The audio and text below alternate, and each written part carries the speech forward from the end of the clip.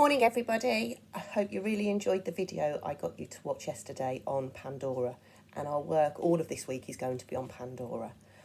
Today you're going to be designing and drawing your own hexapod to live there, but more about that in a minute. First of all, quick challenge to get you going at the start of the day. The first thing I want you to do when you've watched this is go back to your writing from yesterday, find 3 words that you can improve on in that short paragraph, okay? So think of our patheticometer at school. I'm going to go back to the one I used yesterday because I love the word noxious. So you might have used harmful, and you might think, how could I improve on harmful? I know, I could make it noxious. With your purple pen or any pen, write noxious in place of harmful. I want you to do that 3 times, okay, to give that writing a real boost. That's your starter. Then we're going to think about this hexapod. Hopefully, from the video, you know that a hexapod is a creature with 6 legs. Hex meaning 6. Think of a hexagon, has 6 sides. And pod is to do with legs. We are bipods, we have 2 legs. Okay, I'm going to ask you to watch part of the video again. You can watch it all if you want, but there is a link on today's document and it tells you the times that I need you to focus on, because I want you to think about the vocabulary that they use when they talk about the creatures that live on Pandora, okay?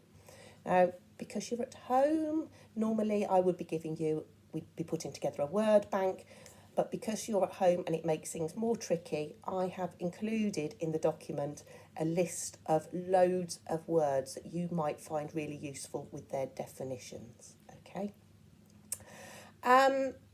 Now, you can see from the learning objective, I hope you can read it, that what we're actually learning about today is using adverbials, preposition phrases, and expanded noun phrases effectively.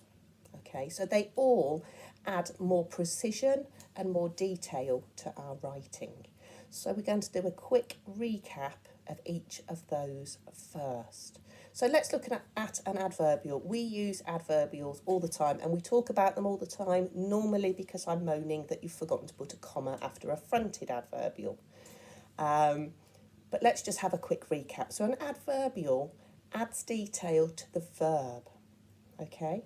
It acts the same way that an adverb does, but it's a phrase, not a single word. Okay, so let's have a look at an adverbial first. I'm going to start with a simple sentence.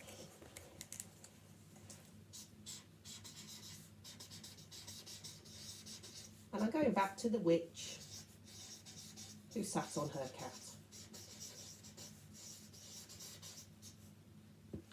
Simple sentence.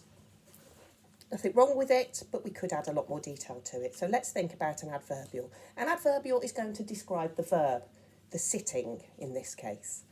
So it can tell us why, or how, or when, or where. An adverbial is a really big catch-all term. So in this one, I'm going to use it to describe how she sat on the cat. And I'm going to say, she sat on the cat. Let's get rid of my full stop. Looks like a comma now, it's not a comma. Very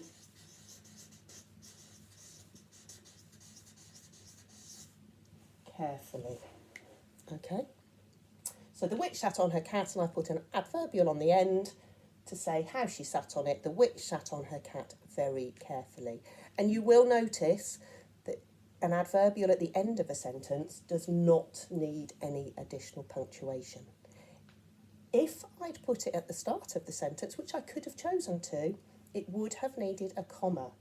Very carefully, comma, the witch sat on her cat. Okay? I'm not going to stop nagging about commas and fronted adverbials. Right, so that's the first thing we're looking at today. The second thing is preposition phrases. And again, this is one that I do go on about, I know, and I make no apology for that. So a preposition is to do with position.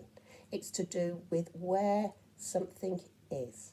And that can be in space, so where it is, or it can be in time. So it can be before in time or after in time. Okay? So I'm going to use a time one because that can sometimes be a little bit tricky. Same sentence again.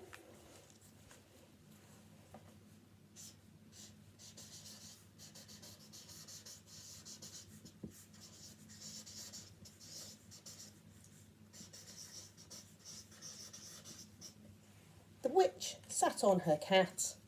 Where in time was she? Before midday. Okay, the witch sat on her cat before midday. That is now our preposition phrase. I could have said in front of an audience, next to the radiator, under the window. Okay, lots of options, anything to do with position. Those are your preposition phrases. And the last one, expanded noun phrases. We spent a lot of time, probably back in, it was probably September or October, looking at these. And they can be really complex or they can be relatively simple. Okay? I'm going to use the same sentence again, but I'm going to turn my cat into an expanded noun phrase. So instead of her cat, I now need more words to expand that. So,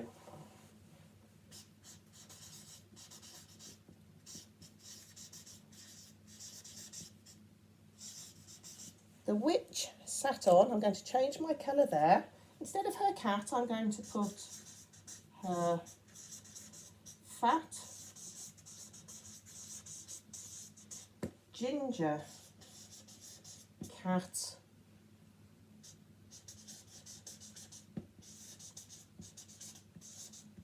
which was terrified. Okay, so instead of just putting her cat, I've replaced her cat with her fat ginger cat which was terrified. Notice I've sneaked in a relative clause into our expanded noun phrase because they can form part of it. Okay, so adverbial, preposition phrase, expanded noun phrase, and there's more examples on the sheet that I'm going to send you. Right, so more about what you're actually going to do today. You are going to watch the video again, as I've said, and then you're going to be designing your own hexapod. Now, in the document, I've also included lots of pictures of different insects, which are hexapods, for you to look at to give you some inspiration.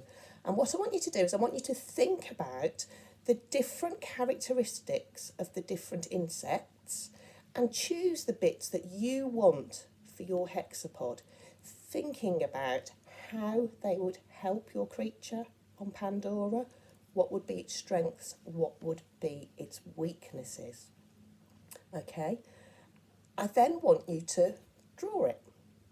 So you can have a bit of fun with that. You can colour it in if you want to, or you can do a line drawing of it. I don't mind, make it look gorgeous though for me. And I want you to label it.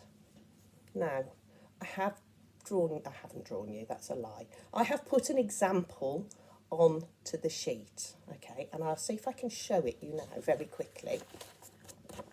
There we go. So, no, I didn't draw it. I pinched it off Google. So I've labelled its compound eyes, its proboscis, and its stinger, okay? I want you to draw yours and I want you to label 6 different characteristics, okay? And then underneath, I want you to write a sentence about each one, okay?